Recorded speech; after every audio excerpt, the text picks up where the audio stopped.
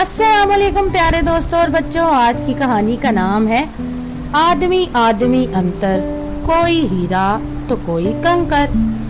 फजलू की दुकान पर इसका करीबी दोस्त करीम भी काम करता था। फजलू की परचून की दुकान थी और चूंकि इसकी दुकान पर हर वक्त ही ग्राहकों का रश लगा रहता था, इसलिए इसने अपने साथ दुकान पर काम करने के लिए अपने एतमाद के साथी और करीबी दोस्त करीम को रख लिया था।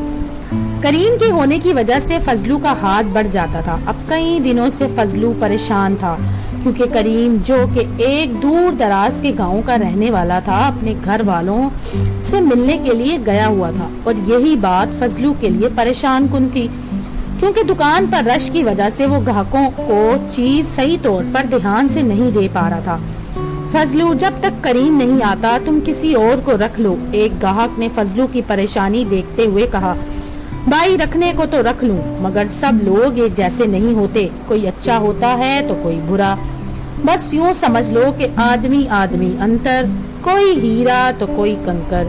फजलू ने ग्राहक को सामान देते हुए आस्तीन से अपना पसीना पोंछते हुए कहा, फिर तो तुम्हें करीम के आने तक परेशानी उठानी पड़ेगी। ग्राहक ने कहा, कोई बात नहीं भाई, उठा लूंगा, मगर हर एक पर एतमाद नहीं कर सकता।